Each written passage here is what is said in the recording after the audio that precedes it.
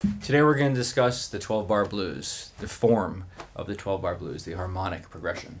So as you can see, it's 12 bars. 1, 2, 3, 4, 5, 6, 7, 8, 9, 10, 11, 12. 12-bar blues. 12 bars only contains 3 chords, the 1, the 4, and the 5. And just a reminder again, for example, if we're in the key of C, C is 1, C, D, E, F, G. C, D, E, F is 4, G is 5. And you can look at some of our other videos to see how to play it on the guitar. And you can play it in any key, of course. So we have 4 measures of the 1 chord. 1, 2, 3, 4, 1, 2, 3, 4, 1, 2, 3, 4, 1, 2, 3, 4. I won't continue to count like that. But we have 4 measures of the 1 chord. We have 2 measures of the 4 chord.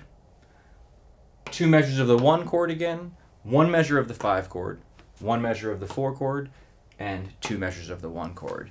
As you can see, they all have little 7s next to them.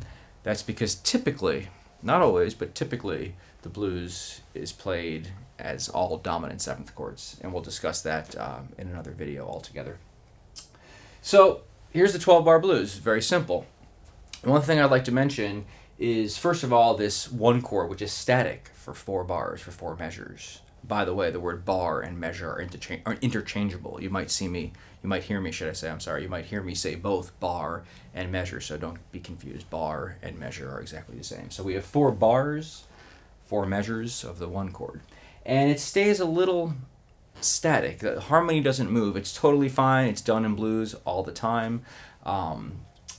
You also have 2 bars at the end, measures 11 and 12 of the 1 chord. And what happens is, as this repeats, you notice there's repeat signs here. And as this repeats over and over again for the course of the song, you end up getting 6 measures of the 1 chord many times. 2 here, 4 here. And every time you repeat it, you get 6 measures of the 1 chord. So what some blues musicians will do is they'll play the blues like this.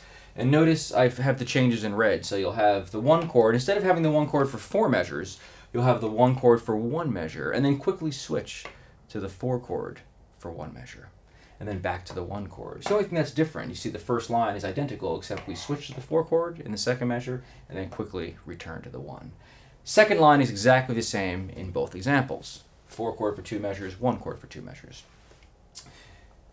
The last line is almost identical, except for the end. We still have the 5 chord, as we had in the previous example, the 4 chord, the 1 chord, and then here we can go back to the 5.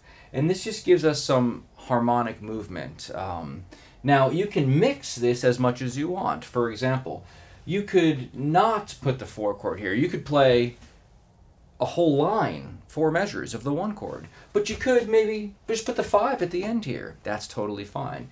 You could also maybe put the 4 and do it like this. Play the first 2 lines like this, but then play the 3rd line like this, not putting the 5 chord at the end. So you can mix and match these how you please. And with this knowledge, you can play thousands and thousands of blues songs.